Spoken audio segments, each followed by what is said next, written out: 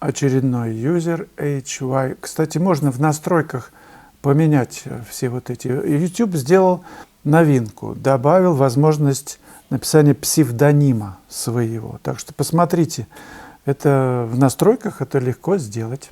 Расскажите, пожалуйста, как вы выпали из живописи на 15 лет, почему это произошло, что повлияло, как вернулись и тому подобное. Очень интересно. Ну, когда я стал внимательно следить за собой, что ли, если так можно в кавычках выразиться, наблюдать, что я хочу, что мне комфортно, что некомфортно, я почувствовал, что мастерства мне недостаточно живописного, хотя казалось, что вот все, Строгановка, там, выставки, работы продаются, все я могу. Но я почувствовал, что я становлюсь исполнителем. На стадии эскизов я проживаю, я тотален, а мне было важно вот это, быть тотальным, ну, чувствовать присутствие, что ли, вот чего-то настоящего, когда я занят делом. Это был недостаток мастерства. Я уже об этом говорил, как-то рассказывал, что эскизы отрабатываю, все мне интересно, и получается, что я в полотне не живу так тотально, как в эскизах. Я заметил, что актеры, например, в театре или в кино, они в моменте. Они находятся в моменте. Для меня было важно быть в моменте. Как режиссер, оператор, я снимаю в моменте. Я монтирую в моменте. Я стал делать документальные фильмы. Ездил в разные страны, в Европу, в Индию много раз. И меня это увлекло, я делал фильмы. Ну, а как вернулся, я почувствовал Я писал, но очень мало. И в какой-то момент я почувствовал, что мне очень хорошо в этом кадре холста, что здесь огромное поле возможностей для реализации творчества, творческих интересов. И примерно в 2010 году я начал активно возвращаться, ходить на наброски. И заметил, кстати, что вот как будто бы этих 15 лет не было. Мастерство никуда не девается. Как будто я продолжил с того момента, где тогда остановился. Вот на том моменте развития. И я начал совершенствоваться и рисовать, много рисовать. За год-два я уже вернулся. Очень так мне было хорошо, уверенно. И появился интерес к тому, чтобы с живописью разобраться уже по-настоящему. И я начал разбираться.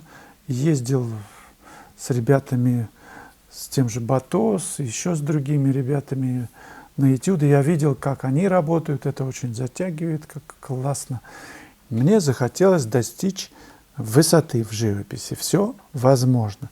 Давайте работать. Ваш же вопрос с чем-то связан. Если иногда опускаются руки, что у художника довольно часто бывает, то это не повод забросить это дело. Кстати, можно и забросить. И через какое-то время вы почувствуете наверняка, что это время не бесполезно прошло. Все равно ты пишешь глазами, если даже не руками. И вы возвращаетесь уже тогда с силой. Пружина сжата, и она потом выстреливает очень сильно. Юлия Керимова. Можно ли теплохолодностью заменять светотень? Поменять, обмануть глаз смотрящего. Юля, мне кажется, ничего не нужно никого обманывать, себя не обманывать. Писать то, что ты видишь.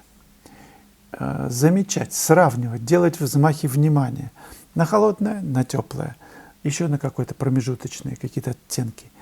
И между ними, и выкладывать это все на палитре. Ну, на палитре, а потом на холсте. Главное, чтобы эти мазки, эти пятна были действительно гармоничны. Чтобы вот добиваться себя в 100 раз, проверять, а действительно ли я взяла это, а он действительно ли темнее в тоне, чем там другое пятно. Или, опять я вот как хочу, а вот не надо как хочу. Писать так, как видишь, как действительно есть. И тогда в тенях мы начнем замечать те рефлексы. Это же взаимовлияние.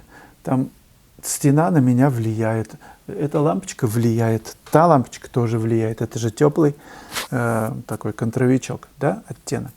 И смотреть, как он относится к этому лицу, здесь чуть холоднее, как к тому, к другому, третьему.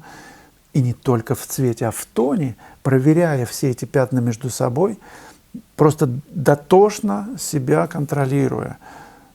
Нельзя писать так, что так вижу, так сойдет и так хорошо, вроде бы это уже шаг вперед. Нет, пусть это будет 10 шагов вперед, если мы в тоне все соберем.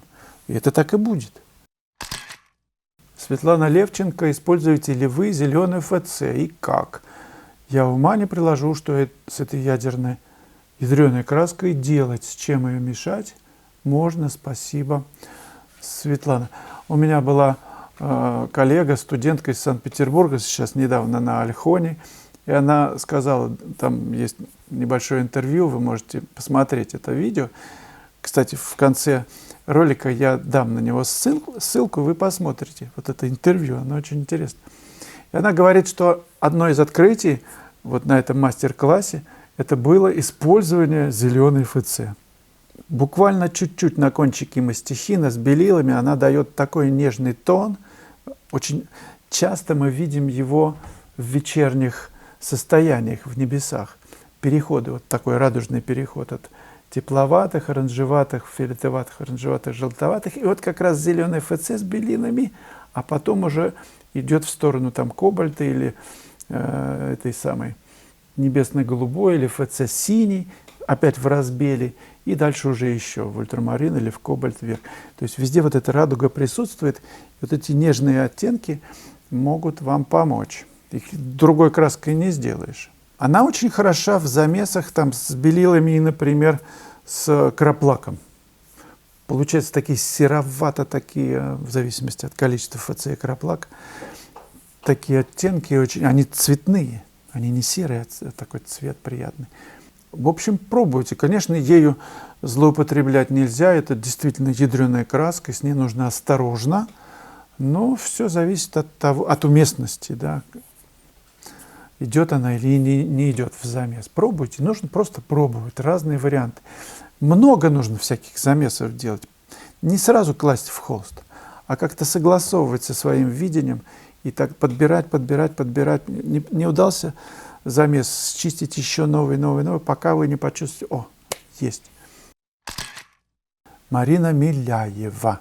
Расскажите про свой опыт работы с галереями, в каких представлены и требуют ли они штамповать шедевры. Да ничего они не требуют. Ну, в Америке есть несколько, но как-то с ними сейчас мало, больше здесь, в России. Ну, в Петербурге «Ля Петит», галерея Ракова, еще как-то называется, забыл уже, краски и холсты, как-то что-то. Никто ничего не требует. Главное, чтобы мы были плодовиты. И время от времени они сами звонят и просят предложить что-то. И вы предлагаете, они отбирают. Главное, чтобы было из чего им выбрать. И потом, если вы ведете активную работу в интернете, выкладываете свои работы, сайт нужен свой, выкладываете на сайт, они смотрят обновления ваши и сами звонят и предлагают им прислать. Но потом от характера от нашего зависит. Я не из тех, кого можно заставить штамповать шедевры. Ну, по крайней мере, мы же экспериментируем. Мы все время куда-то выпрыгиваем за рамки своих вообще ограничений. Да? Мы все время хотим что-то новое, а это всегда риск. Поэтому вот как галерейщик, он вообще к этому к риску относится? Нормально или мы вообще в формате, в его формате или нет? Вот это важно. Чтобы была связь с галерейщиком, чтобы он любил ваши работы. Тогда будет все нормально, выстроится отношения и будет в порядке. Площадь, освещенная солнцем, кафе, зонтики. Люди ходят, люди сидят за столиками. По свету лучше ударять большой кисточкой. Ну вот зонтики, например, самая светлая часть, да? Дома, деревья, тень от строений, свет на асфальте, свет на... В общем, с ума можно сойти от обилия деталей, как в этом во всем разобраться. Но утверждаю, что есть способ. Об этом 50-й урок не пропустите. Я очень рекомендую его посмотреть, чтобы научиться писать свет в пейзаже.